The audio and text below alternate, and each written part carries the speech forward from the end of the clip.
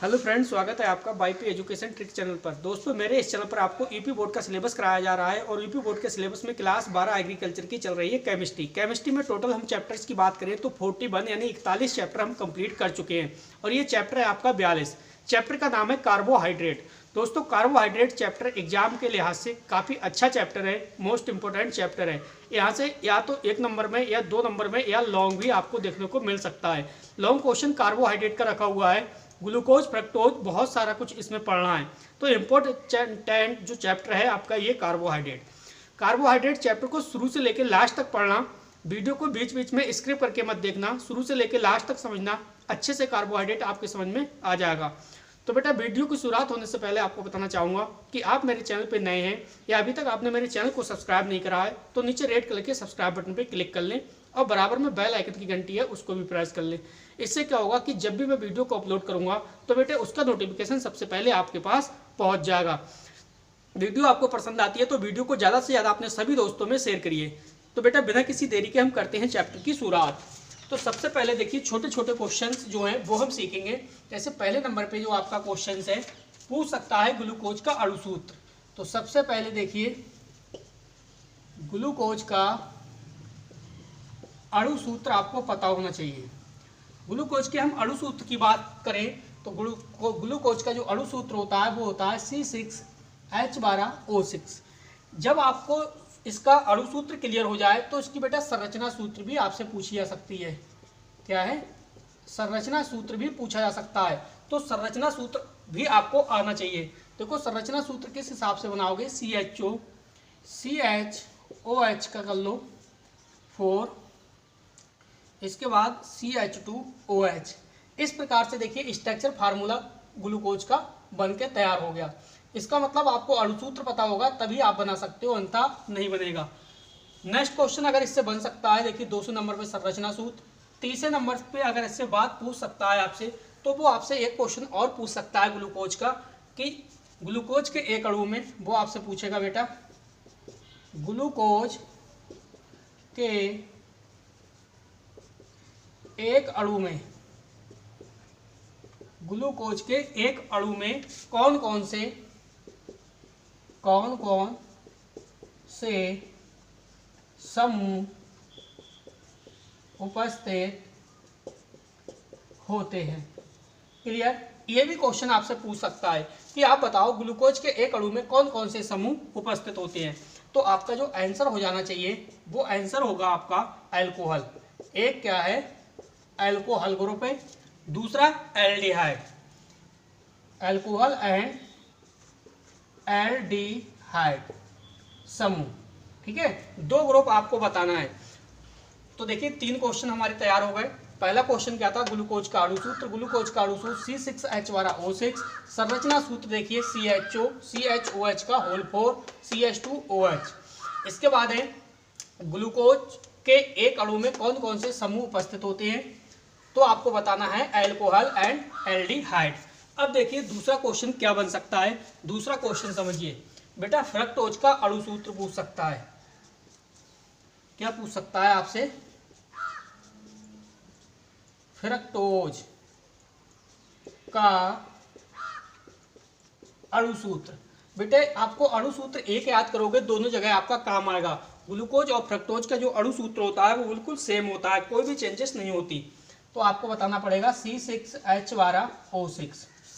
ठीक है, ग्लूकोज और फ्रक्टोज का अणुसूत्र बिल्कुल सेम है, लेकिन जो स्ट्रक्चर फार्मूला है संरचना सूत्र वो थोड़ी सी चेंजेस है।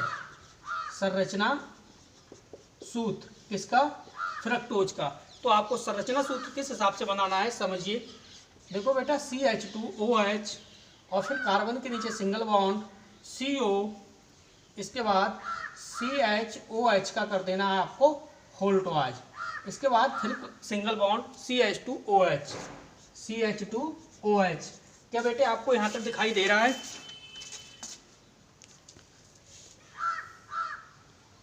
चलिए, अब दिखाई देता होगा। ठीक है, तो ये तो था आपका स्ट्रक्चर फार्मूला। अब एक क्वेश्चन और बन सकता है, जैसे ये पूछ सकता था, इसने पूछा था कि ग्लूकोज के एक अणु में कौन कौन से समूह उपस्थित होते हैं। तो समूह पूछ रहा था, तो आपने बताया था एल्कोहल एंड एल्डिहाइड।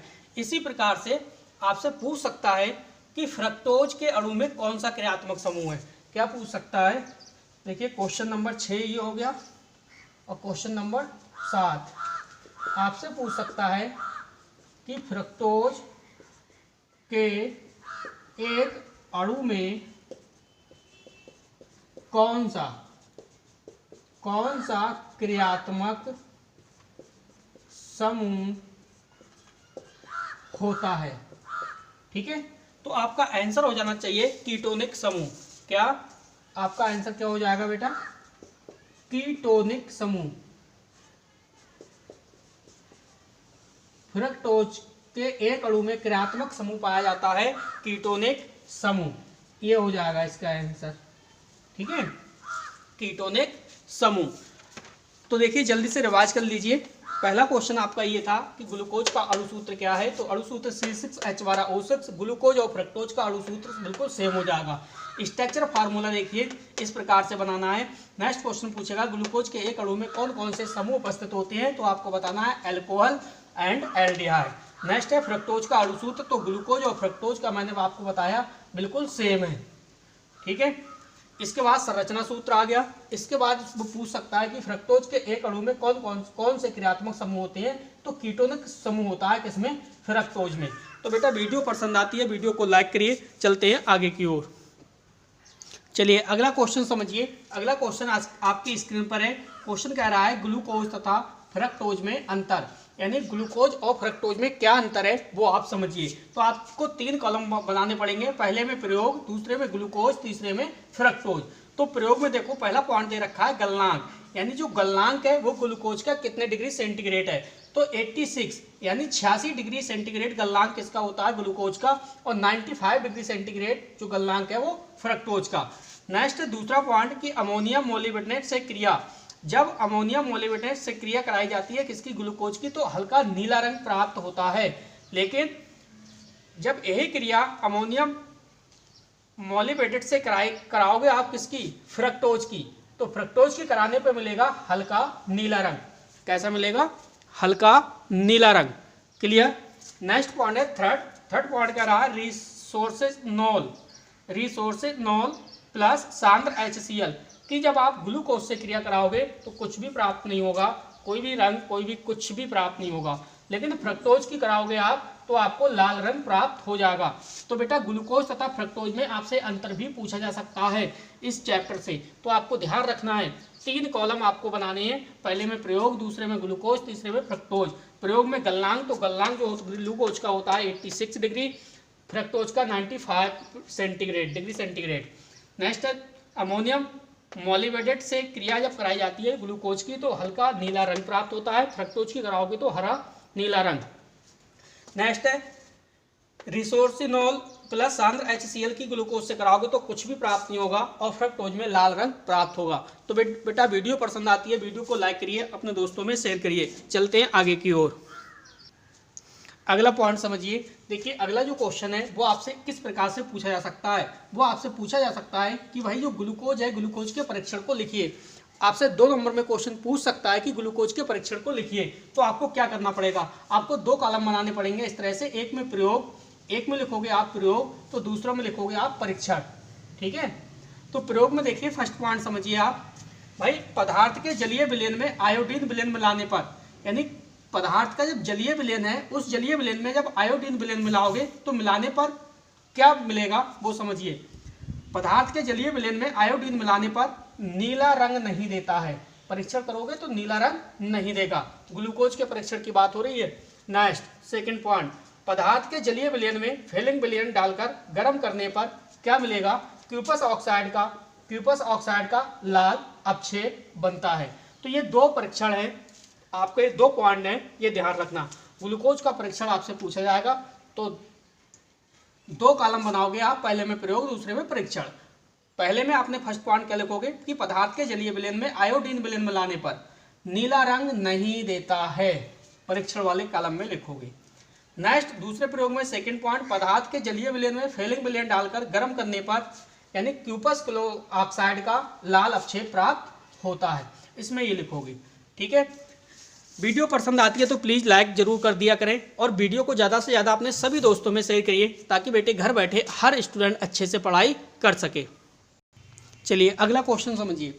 अगला क्वेश्चन आपसे ये पूछा जा सकता है कि भाई ग्लूकोज तथा स्टार्च में अंतर, इसमें ग्लूकोज और स्टार्च में अंतर लिखिए। तो देखिए किस प्रकार से अंतर लिखोगे, 3 कॉलम बनाओगे। पहले कॉलम में आप लिखोगे प्रयोग, दूसरे में लिखोगे ग्लूकोज, तीसरे में लिखोगे स्टार्च। ग्लूकोज और स्टार्च में क्या है, अंतर है। तो देखिए फर्स्ट पॉइंट, आयोडीन विलयन मिलाने पर, जब आप ग्लूकोज के अंदर आयोडीन विलयन मिलाओगे तो कोई भी कुछ भी प्राप्त नहीं होगा, कि कोई भी कलर दिखाई नहीं देगा। नेक्स्ट है स्टार्च, तो स्टार्च में नीला रंग दिखाई देगा। ठीक है, कैसा हो जाएगा स्टार्च, नीले रंग का। ग्लूकोज में आप क्रॉस लगा देना, कुछ भी नहीं। नेक्स्ट प्रयोग है, देखिए जब आप ग्लूकोज को फेलिंग विलयन के साथ गर्म करोगे तो CO2 यानी कॉपर डाइऑक्साइड का लाल अपक्षेप प्राप्त होगा और स्टार्च में कुछ भी नहीं होगा। क्लियर। फेलिंग विलयन के बाद के साथ कॉपर ऑक्साइड है, ये कॉपर डाइऑक्साइड, O और लगेगा इसमें, Cu2O। क्लियर, का लाल अपक्षेप प्राप्त होगा, इसमें कुछ नहीं होगा। तो ये क्वेश्चन भी सही क्वेश्चन है। चलते हैं आगे की ओर। चलिए अगला क्वेश्चन है वो समझिए आप। क्या क्वेश्चन है समझो। देखो ये इस प्रकार से क्वेश्चन, छोटा सा क्वेश्चन है, 1 या 2 नंबर में पूछ सकता है। क्वेश्चन कह रहा है डाइसैकेराइड के जल अपघटन से मोनोसैकेराइड के कितने अणु बनते हैं। किसके जल अपघटन से कह रहा है, डाइसैकेराइड। क्या कह रहा है वो, डाइसैकेराइड के जल अपघटन से मोनोसैकेराइड के कितने अणु बनते हैं। एक डाइसैकेराइड का नाम व सूत्र लिखिए। एक सैकेराइड का क्या लिखवा रहा है, नाम लिखवा रहा है, एक डाइसैकेराइड का नाम और सूत्र भी लिखवा रहा है। तो आप समझिए, देखो डाइसैकेराइड के जल अपघटन से मोनोसैकेराइड के 2 अणु बनते हैं। ये क्वेश्चन हो गया। डाइसैकेराइड के जल अपघटन से मोनोसैकेराइड के कितने अणु बनते हैं, इतने का जवाब मिल गया। डाइसैकेराइड के जल अपघटन से मोनोसैकेराइड के 2 अणु बनते हैं। इसके बाद डाइसैकेराइड का जो एग्जाम्पल है वो सुक्रोज है। ठीक है, और सूत्र है C12H22O11। चलिए रिएक्शंस के माध्यम से सीखते हैं। चलिए सुक्रोज का सूत्र क्या होता है बेटा, C12H22O11। ये कुल मिला के चीनी है, शुगर है, चीनी। किसके साथ आप क्या करोगे, जल अपघटन। ठीक है, जल के साथ। तो बेटा जल अपघटन करने पर देखिए क्या बन जाएगा आपका, C6H12O6 प्लस C6H12O6, यानी ये बन गया आपका ग्लूकोज और ये आपका बन गया फ्रक्टोज। ग्लूकोज और फ्रक्टोज, चलिए हिंदी में लिख दे रहा हूं, फ्रक्टोज। ठीक है, ग्लूकोज और फ्रक्टोज का फार्मूला बिल्कुल सेम होता है, C6H12O6 C6H12O6। चेक करिए कार्बन कितना है, कार्बन चेक करो 12, तो कार्बन कितना है 6 और 6 12, पूरा हो गया। हाइड्रोजन कितना है 22 और 2 कितना है 24, तो हाइड्रोजन देखिए 12 और 12 24, हाइड्रोजन भी आपको कंप्लीट हुआ। ऑक्सीजन देखिए 11 और 1 12, तो ऑक्सीजन कितना है 6 और 6 12, रिएक्शन भी आपकी बैलेंस हो गई। तो आपने क्या देखा भाई, डाइसैकेराइड यानी का एग्जाम्पल क्या देखा, सुक्रोज। सुक्रोज का जल अपघटन कराने पर 2 मोनोसैकेराइड अणु बने, 2 मोनोसैकेराइड में टूट गया, एक ग्लूकोज और दूसरा फ्रक्टोज। देखिए क्वेश्चन बिल्कुल सेम है, क्वेश्चन बिल्कुल सेम है, सिर्फ रासायनिक समीकरण देके भी पूछ सकता है। वो आपसे पूछ सकता है इस प्रकार से क्वेश्चन कि भाई ग्लूकोज के जल अपघटन का रासायनिक समीकरण दीजिए, सिर्फ आपसे रासायनिक समीकरण पूछ रहा है। तो रासायनिक समीकरण में सिर्फ इतना देना है, कितना लिखना है आपको, देखो बेटा C12H22O11 प्लस H2O, जल्दी से बना दो, ग्लूकोज और fructose, C12H22O6 C6H12O6 plus C6H12O6। एक को नाम ग्लूकोज दे दो, दूसरे को नाम दे दो फ्रक्टोज, ग्लूकोज और फ्रक्टोज। तो इस प्रकार से भी क्वेश्चन पूछा जा सकता है और इस प्रकार से भी क्वेश्चन पूछा जा सकता है। तो बेटा वीडियो पसंद आ रही है, वीडियो को लाइक करिए, चैनल को भी सब्सक्राइब करके रखना। चलते हैं आगे की ओर। चलिए बेटे समझिए अगला क्वेश्चन। अगला क्वेश्चन है आपका, वो देखिए क्वेश्चन क्या कह रहा है भाई, फ्रक्टोज क्या कह रहा है, फ्रक्टोज के उपयोग, यानी यूजेस ऑफ फ्रक्टोज, फ्रक्टोज का उपयोग आप किस रूप में कर सकते हो। तो फर्स्ट पॉइंट देखिए, मिठाई बनाने में फ्रक्टोज का उपयोग किया जाता है। नेक्स्ट है प्रयोगशाला में अभिकर्मक के रूप में, तो प्रयोगशाला में अभिकर्मक के रूप में भी फ्रक्टोज का उपयोग किया जाता है। नेक्स्ट है औषधियों के काम में या औषधियों में काम आता है, तो फ्रक्टोज जो है वो औषधियों के काम में भी आता है। नेक्स्ट देखिए रिएक्शंस है, ये आपकी रिएक्शंस इंपॉर्टेंट रिएक्शंस है, मोस्ट इंपॉर्टेंट रिएक्शन, इंपॉर्टेंट में आप इसे रिएक्शन को डाल लीजिए। रिएक्शन में क्या कह रहा है समझो, ग्लूकोज को फीलिंग विलेन के साथ गर्म किया जाता है, तब क्या होता है या तब क्या प्राप्त होता है। तो भाई साहब समझ लेना ध्यान से, रिएक्शन 100% आने के चांसेस है। ठीक है, केमिस्ट्री है, समझोगे नहीं तो समझ में नहीं आएगा। ग्लूकोज को फीलिंग विलेन के साथ गर्म किया जाता है, तब क्या प्राप्त होता है भाई, यह अपचयित होकर क्या क्यूपस ऑक्साइड का लाल अपक्षेप देता है। तो जल्दी से इसकी रिएक्शन को बनाइए। रिएक्शन देखिए किस प्रकार से बनाओगे। ग्लूकोज का फार्मूला, तो भाई साहब CHOH और CH2OH, यही होता है ना।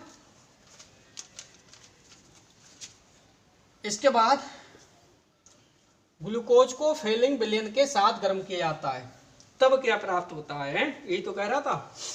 तो आपने बताया क्यूपस ऑक्साइड का लाल अपक्षेप देता है। चलिए इसका मतलब CuOH का होल ट्वाइस।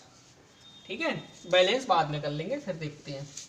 चलिए बनाओगे क्या, चलो देखो ये वाला आप ऐसे उतार लो ऊपर, CHO है तो CHO कर लो आप। ठीक है, और यहां से एक हाइड्रोजन को आप लगा लो। इसके बाद ये CHOH का होल 4, तो ये भी सेम उतार लो आप, CHOH का होल 4। इसके बाद है CH2OH, तो ये भी उतार लो आप, CH2OH। अब ये क्या बना, ये बना आपका ग्लूकोनिक एसिड। क्या बना आपका, इसके नीचे आप लिखोगे ग्लूकोनिक एसिड। क्या बना, ग्लूकोनिक एसिड प्लस, और आपका क्या बचा वो समझिए। अभी आपका बचा है कॉपर, क्यूपस ऑक्साइड आप कह रहे थे ना, क्या देखो क्यूपस ऑक्साइड, इसका मतलब Cu2O, Cu2O ये बचा। प्लस में बेटा और भी कुछ बच रहा है, इसका मतलब अभी जल भी बच जाएगा, यानी H2O। तो ये क्या बना आपका क्यूपस ऑक्साइड, तो यहाँ पे लिख सकते हो आप क्यूपरस ऑक्साइड। ये रिएक्शन है, इंपोर्टेंट रिएक्शन है, क्यूपरस ऑक्साइड। क्यूपरस ऑक्साइड का लाल अपक्षेप, लाल अपक्षेप लिख दो आप, सीधे सीधे हटाओ, लाल अपक्षेप लिखो आप, कोई टेंशन नहीं है, लाल अपक्षेप लिखो। ठीक है, रिएक्शन बैलेंस नहीं है तो आप रिएक्शन को बैलेंस कर लीजिए। कॉपर देखिए यहाँ कितना है, यहाँ पे 2 है, यहाँ पे 2 लगा लो, कोई टेंशन नहीं है। अब सब कुछ बैलेंस है, सब कुछ सही है। ठीक है, तो बेटे अभी 2 रिएक्शंस और बची हैं, उन रिएक्शंस को भी समझेंगे। इसके बाद इसका लॉन्ग क्वेश्चन होगा, वो पढ़ेंगे। तो बेटा वीडियो को बिल्कुल शुरू से लेकर लास्ट तक देखना, अच्छे से समझते हुए चलना, तब केमिस्ट्री आपकी समझ में आएगी। तो बेटे चलते हैं अब आगे की ओर।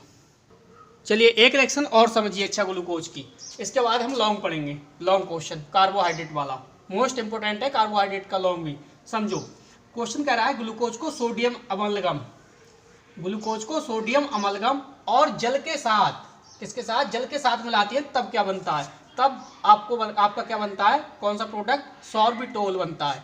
क्लियर, तो आप रिएक्शंस को करिए। ग्लूकोज CHOH का होल 4 CH2OH प्लस 2H लगा लो, एक H लगा लो, बाद में बैलेंस कर लेना। ठीक है, कोई टेंशन नहीं है, बाद में बैलेंस कर लेना। एरो लगाओ, एरो लगाने के बाद एरो के ऊपर लिखोगे Na सोडियम और Hg/H2O, ये कर दो आप। ठीक है, सॉर्बिटॉल बनाना है, H2O आगे भी है और इधर भी है, सब कुछ है अवेलेबल। तो आप क्या करोगे, CH2OH कर लो, CH2OH, ये वाला वैसे ही उतार लो, CHOH का होल 4। इसके बाद ये भी सेम उतार लो ऐसा ही, CH2OH, ये बन गया आपका सॉर्बिटोल।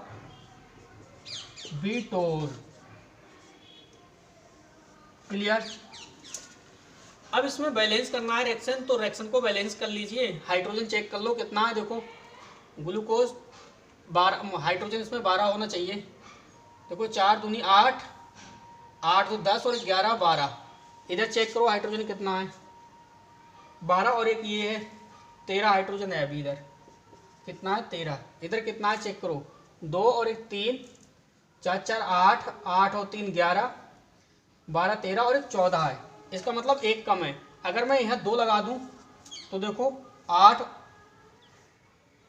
12, 12 और 2 14 और 14 इधर है। अब पूरा हो गया, इसका मतलब अब आपकी रिएक्शन बिल्कुल सही है, कोई भी टेंशन नहीं है, बैलेंस है। ठीक है, तो इस रिएक्शन के बाद अब हम पूरा लॉन्ग क्वेश्चन इसका पढ़ेंगे, कार्बोहाइड्रेट, कार्बोहाइड्रेट के प्रकार, टाइप्स ऑफ कार्बोहाइड्रेट। क्लियर। तो बेटा मेरे प्यारे स्टूडेंट, वीडियो को लाइक कर दीजिए। आप वीडियो आपको पसंद नहीं आती हो तो लाइक मत करना, और वीडियो आपको पसंद आती है तो प्लीज़ वीडियो को लाइक करिए, वीडियो को ज़्यादा से ज़्यादा अपने दोस्तों में भी शेयर कीजिए। चलिए बेटे अगला क्वेश्चन समझिए। अगला क्वेश्चन हमारा लॉन्ग क्वेश्चन है, कार्बोहाइड्रेट, टाइप्स ऑफ कार्बोहाइड्रेट और कार्बोहाइड्रेट की परिभाषा, कार्बोहाइड्रेट के प्रकार, कितने टाइप्स का कार्बोहाइड्रेट होता है। तो समझिए आप, देखो बेटा टॉपिक्स क्या है, कार्बोहाइड्रेट, लॉन्ग क्वेश्चन है, लॉन्ग क्वेश्चन में पूछा जा सकता है। तो कार्बोहाइड्रेट के बारे में पहले आप समझिए। देखो वे पदार्थ जो पॉलीहाइड्रोक्सी एल्डिहाइड, कौन से, वो पदार्थ जो पॉलीहाइड्रोक्सी एल्डिहाइड या कीटोन होते हैं, जिनके जल अपघटन से पॉलीहाइड्रोक्सी एल्डिहाइड या कीटोन बनते हैं, उन्हें कार्बोहाइड्रेट्स कहते हैं। तो क्या समझा, समझिए आप फिर से एक बार। वे पदार्थ जो पॉलीहाइड्रोक्सी एल्डिहाइड या कीटोन होते हैं और जिनके जल अपघटन से पॉलीहाइड्रोक्सी एल्डिहाइड या कीटोन बनते हैं, उन्हें कार्बोहाइड्रेट कहते हैं। एग्जाम्पल्स में ग्लूकोज, चीनी और स्टार्च आदि। अब समझिए क्वेश्चन 1 नंबर में पूछा जा सकता है कि हाइड्रोजन है, कार्बोहाइड्रेट है ना, टॉपिक क्या है, कार्बोहाइड्रेट। कार्बोहाइड्रेट किन किन तत्वों का से मिलकर बनता है या किसका संयोजन से मिलकर बनता है कार्बोहाइड्रेट। तो कार्बोहाइड्रेट में आपको ध्यान रखना है, कार्बन, हाइड्रोजन और ऑक्सीजन, 3 तत्वों से मिक्स होकर यह बनता है पूरा कार्बोहाइड्रेट। ठीक है, जैसे ग्लूकोज का फार्मूला होता है C6H12 और O6। तो इसमें देखो कार्बन भी है, हाइड्रोजन भी है और ऑक्सीजन भी है। देखो कार्बोहाइड्रेट का एग्जाम्पल क्या है, ग्लूकोज, यही तो है, और ग्लूकोज का अणुसूत्र क्या है, C6H12O6। अगर मैं ये देखिए कार्बन को हटा दूं, कार्बन की संख्या भी होती है, हाइड्रोजन भी होता है और ऑक्सीजन भी होता है। ठीक है, और इसे परिवर्तित कर दूं किसमें, अनुपात में। तो देखो 6 एकम 6, 6 दूनी 12 और 6 एकम 6। आप सीधे सीधे कह सकते हो कि इसका जो अनुपात होता है वो 1:2:1 के अनुपात में होता है। यानी ग्लूकोज का क्या था, C6H12 और O6, यानी कार्बन का अनुपात 1, हाइड्रोजन का अनुपात 2, ऑक्सीजन का अनुपात 1। कार्बन, हाइड्रोजन और ऑक्सीजन 1:2:1 के अनुपात में मिलकर बना होता है कौन, कार्बोहाइड्रेट। ठीक है, तो कार्बोहाइड्रेट के बारे में आपने इतना ही लिखना है। इसके बाद हम पढ़ेंगे कार्बोहाइड्रेट के प्रकार। चलिए आगे समझिए कार्बोहाइड्रेट का वर्गीकरण। जो कार्बोहाइड्रेट का वर्गीकरण है वो कितने प्रकार का है। तो देखिए जल अपघटन के आधार पे, मैं सिर्फ जल अपघटन के आधार पर वर्गीकरण कर रहा हूं। तो बेटा जल अपघटन के आधार पर जो कार्बोहाइड्रेट का वर्गीकरण है वो 3 भागों में डिवाइड किया गया है। ठीक है, पहला है मोनोसैकेराइड, दूसरा है ओलिगोसैकेराइड, तीसरा है पॉलीसैकेराइड। मोनोसैकेराइड, ओलिगोसैकेराइड और पॉलीसैकेराइड। ठीक है, कितने पार्ट्स में, 3 पार्ट्स में। तो समझिए आप, पहला जो है आपका मोनोसैकेराइड। तो सबसे पहले हम समझेंगे मोनोसैकेराइड के लिए, फिर ओलिगोसैकेराइड के लिए, फिर पॉलीसैकेराइड के लिए। चाहे आप पॉली लिखो या इस प्रकार से पॉली लिख दो, ठीक है, कोई भी टेंशन नहीं है, कुछ भी आप लिख सकते हो। पॉलीसैकेराइड, कार्बोहाइड्रेट का वर्गीकरण किसके आधार पर? जल अपघटन के आधार पर। कितने प्रकार? 3 प्रकार, मोनोसैकेराइड, ओलिगोसैकेराइड, पॉलीसैकेराइड। अब हम पढ़ रहे हैं मोनोसैकेराइड। ठीक है, तो मोनोसैकेराइड को आप समझिए। देखिए, इस वर्ग में वे सरल शर्कराएं हैं जिनके अणु में कार्बन परमाणु की संख्या 9 तक है। कार्बन परमाणु की संख्या कितनी?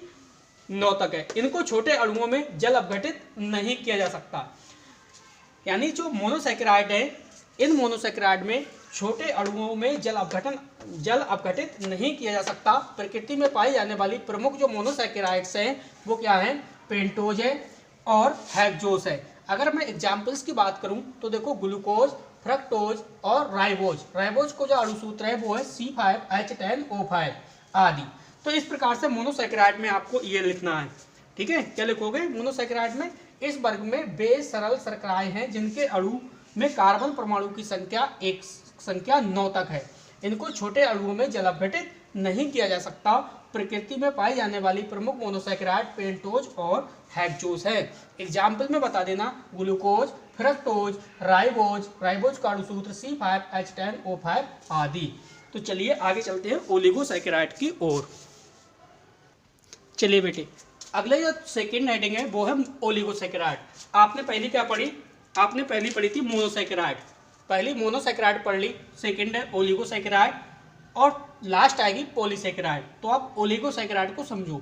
ओलिगोसैकेराइड में यह निम्न प्रकार की होती है। तो 3 प्रकार की ओलिगोसैकेराइड आप पढ़ोगे। पहली आपकी डाइसैकेराइड। तो बेटा डाइसैकेराइड को अच्छे से समझ लो। डाई का मतलब कितना होता है? 2। डाई का मतलब 2, यानी यह जल अपघटन पर मोनोसैकेराइड के 2 अणु बनाती है। मोनोसैकेराइड के कितने? 2 अणु बनाती है। एग्जाम्पल्स में सुक्रोज, माल्टोज और लैक्टोज आदि। इसकी रिएक्शन को आप समझोगे तो आपके समझ में आ जाएगा। ठीक है, जैसे आपने देखा कि भाई सुक्रोज का फार्मूला क्या होता है? C12H22O11 plus H2O। जल अपघटन कह रहा है। जल अपघटन करने पर 2 मोनोसैकेराइड में, 2 मोनोसैकेराइड का मतलब है सीधे सीधे ग्लूकोज और फ्रक्टोज में टूट जाता है। तो मैं देखिए इसे अलग अलग भी बना सकता हूँ। कैसे? C6H12O6 plus C6H12O6। ठीक है, जल अपघटन करने पर ये 2 मोनोसैकेराइड में टूट गया, ग्लूकोज और फ्रक्टोज में। ठीक है, ग्लूकोज और फ्रक्टोज का फार्मूला क्या है? सेम है। अगर आप इस तरीके से लिखना चाहो तो भी आपकी रिएक्शन सही है, और आप इस तरीके से लिखना ना चाहो तो भी आपकी रिएक्शन सही है। कैसे करके आप लिख सकते हो? फिर 2 मॉलिक्यूल्स आप सीधे सीधे लिख सकते हो। देखिए C6H12O6, आप डायरेक्टली यहाँ पे 2 लगा दो तो आपकी रिएक्शन एक ही बार में कंप्लीट हो गई। मोनोसैकेराइड्स हैं, कितने अणु हैं? ये 2 अणु हैं। ठीक है, अगला है आपका ट्राइसैकेराइड। डाई के बाद क्या आया? ट्राई। तो ट्राई में आप समझो, ट्राई में देखो क्या कह रहा है। वो कह रहा है, देखो यह जल अपघटन द्वारा मोनोसैकेराइड के 3 अणु, कितने अणु? 3 अणु उत्पन्न करता है। मोनोसैकेराइड्स के भाई 3 अणु उत्पन्न करता है, इसीलिए इसे क्या कहते हैं? ट्राइसैकेराइड। समझो, carbon 18, hydrogen 32, oxygen 16 plus H2O, जल अपघटन। ठीक है, जल अपघटन करने पे क्या बनेगा भाई? ग्लूकोज आप बना देना C6H12 और O6। ठीक है, अब जब 3 की बात कर रहा है तो आप अलग अलग क्यों बनाओगे? यहाँ पे लिख दो 3 सीधे से। ये बन गया मोनोसैकेराइड के कितने अणु? 3 अणु। आप यहाँ पे लिखोगे क्या? यहाँ पे लिखो मोनोसैकेराइड, मोनोसैकेराइड। अब ये मोनोसैकेराइड के कितने अणु हैं बेटे? मोनोसैकेराइड्स। मोनोसैकेराइड्स के ब्रैकेट में लिख दो 3 अणु। ठीक है, और ये भी आपका क्या है? Monosaccharide, monosaccharides. ये मोनोसैकेराइड्स के कितने अणु हैं? 2 अणु। कितने अणु हैं? 2 अणु। क्लियर? तो देखो एक बार फिर से आप समझ लीजिए अच्छे से, क्योंकि क्वेश्चन काफी अच्छा क्वेश्चन है। ओलिगोसैकेराइड आप पढ़ रहे हो। ओलिगोसैकेराइड में ये निम्न प्रकार का होता है, डाई और ट्राई। एक और आएगा वो आगे समझेंगे। तो डाई में आपने समझा कि भाई ये जल अपघटन करने पे मोनोसैकेराइड के 2 अणु में 2 अणु बनाती है या 2 अणु में अपघटित हो जाता है। एग्जाम्पल सुक्रोज, माल्टोज और लैक्टोज। सुक्रोज आपने लिया, जल अपघटन करा, ठीक है, 2 मोनोसैकेराइड में टूट गया, ग्लूकोज और फ्रक्टोज में। अगर आप इस प्रकार से लिखोगे तो ये मोनोसैकेराइड ही है। कितने अणु हैं? 2 हैं। अलग अलग करके लिखोगे तो ग्लूकोज और फ्रक्टोज में, जैसे कि मैंने रिएक्शन में आपको बताया था। नेक्स्ट है ट्राइसैकेराइड। तो ट्राइसैकेराइड में आप क्या बताओगे भाई? यह जल अपघटन करने पर सेम वही प्रोसेस है। यह जल अपघटन करने पर मोनोसैकेराइड के 2 अणु बनाता है और यह जल अपघटन करने पर मोनोसैकेराइड के 3 अणु बनाता है, इसलिए इसे क्या कहते हैं? हम ट्राइसैकेराइड कहते हैं। बिल्कुल सरल है। C18H32O16 प्लस H2O, C6H12 और O6। अगर इधर वाला आपको ध्यान ना रहे तो सीधे सीधे इतना चीज ध्यान रखना, इतनी, ठीक है। यहां से देखो C6H12O6, ग्लूकोज का तो आपको ध्यान रहेगा, ये आपको ध्यान नहीं रहेगा, लेकिन ग्लूकोज का आपको ध्यान रहेगा, ठीक है। C6H12O6, ट्राई का मतलब 3 अणु, तो आपने यहाँ 3 लगा दिए। देखिए 6 3 कितना हुआ? 18। कार्बन इधर लिख देना फिर बाद में, कार्बन 18, 12 3 36, यानी हाइड्रोजन कितने? 36, 32 ये हैं, 32 2 34 और 2H2 कर दो तो 2 दूनी 4 और 32 और 4 36। इसी प्रकार ऑक्सीजन 6 3 18 और यहाँ पे कितने हैं? 16 और 16 2 18। तो इस इधर से इस इधर वाला पार्ट भी आप बना सकते हो, कोई टेंशन नहीं है, ठीक है। तो बेटा वीडियो आपको पसंद आ रही है, समझ में आ रहा है या नहीं, कमेंट करके बताइए। चलते बेटे आगे की ओर। चलिए अगली जो हेडिंग है आपकी डाइसैकेराइड की, वो है 3rd हेडिंग। क्या है? टेट्रासैकेराइड, टेट्रा, ठीक है। इससे पहले आपने पढ़ा था ट्राइसैकेराइड। ट्राइसैकेराइड के बाद क्या है? टेट्रा। टेट्रा का मतलब कितना? 4, यानी यह जल अपघटन करने पर मोनोसैकेराइड के कितने अणु? 4 अणु उत्पन्न करते हैं, ठीक है। यह जल अपघटन पर मोनोसैकेराइड के कितने? 4 अणु उत्पन्न करते हैं। एग्जाम्पल्स में आप बताओगे स्ट्रेचिओस, स्ट्रेचिओस C24, हाइड्रोजन 42, ऑक्सीजन 21। क्लियर? देखिए एक बार फिर से मैं इसका रिवाज करा देता हूं आपके लिए। आपने पढ़ा था पहले, सबसे पहले ओलिगोसैकेराइड आप पढ़ रहे हो, ओलिगोसैकेराइड में डाइसैकेराइड पढ़ा। डाइसैकेराइड में आपने लिखा था कि भाई जल अपघटन करने पर मोनोसैकेराइड के 2 अणु बनते हैं। 2 अणु का मतलब डाई हो गया। इसके बाद नेक्स्ट हेडिंग आई थी ट्राइसैकेराइड। तो ट्राइसैकेराइड में जब आपने जल अपघटन करा था तो मोनोसैकेराइड के कितने अणु बने थे? 3 अणु का निर्माण हुआ था, ठीक है। इसके बाद आपने ट्राई के बाद पढ़ा, देखिए ये टेट्रासैकेराइड। अब ये आगे हेडिंग इसकी टेट्रासैकेराइड। तो टेट्रासैकेराइड में जल अपघटन करने पर कितने मोनोसैकेराइड के अणु पढ़ रहे हो आप? 4 अणु। इस प्रकार से ये कंप्लीट हुआ। 3rd जो हेडिंग है वो है पॉलीसैकेराइड। आपने पढ़ा कि भाई जल किसका वर्गीकरण पढ़ रहे हो? कार्बोहाइड्रेट का। आप पढ़ रहे हो इस कार्बोहाइड्रेट का वर्गीकरण। तो कार्बोहाइड्रेट का वर्गीकरण में 3 प्रकार, जल अपघटन होने पर या जल अपघटन के आधार पर कार्बोहाइड्रेट 3 प्रकार का होता था। तो पहला प्रकार का था मोनोसैकेराइड, मोनोसैकेराइड आपने पढ़ लिया। दूसरा था ओलिगोसैकेराइड, ओलिगोसैकेराइड भी पढ़ लिया। अब तीसरा जो प्रकार आया वो आया पॉलीसैकेराइड। तो पॉलीसैकेराइड में समझिए आप आराम से। देखो यह अधिक अणुभार वाली शर्कराएं, क्या कह रहा है? यह अधिक अणुभार वाली क्या है? शर्कराएं हैं, जो जल अपघटन द्वारा मोनोसैकेराइड के बहुत सारे, अब यहाँ पे कोई भी गिनती नहीं है, ठीक है, जल अपघटन करने पर यहाँ पे बहुत सारे अणु उत्पन्न करते हैं। इनको C6H10O5 और इसके बाहर क्या है? N है, के समान सूत्र द्वारा प्रकट करते हैं, ठीक है। इसलिए पॉलीसैकेराइड है, क्योंकि ये अधिक अणुभार वाली शर्कराएं हैं। अधिक अणुभार वाली क्या है? शर्कराएं हैं। यह जल अपघटन करने पर मोनोसैकेराइड के बहुत सारे अणु उत्पन्न करते हैं, ठीक है। इनका समान सूत्र C6H10O5 के समान सूत्र द्वारा प्रकट करते हैं। एग्जाम्पल्स में आपको बताना है स्टार, सेलुलोज आदि। इसके बाद ये रिएक्शन दिखा लेना आप। C6H10O5, ठीक है, ब्रैकेट के बाहर क्या लगा है? N लगा है, ये N है, H2O, फिर C6H12O6। N की कोई यहाँ पे डिजिट है, संख्या है, N का मतलब है नंबर, ठीक है, कुछ भी नंबर हो सकता है, अनलिमिटेड। क्योंकि वो क्या कह रहा है? पॉलीसैकेराइड में वो कह रहा है कि यह एक अधिक अणुभार वाली शर्करा है।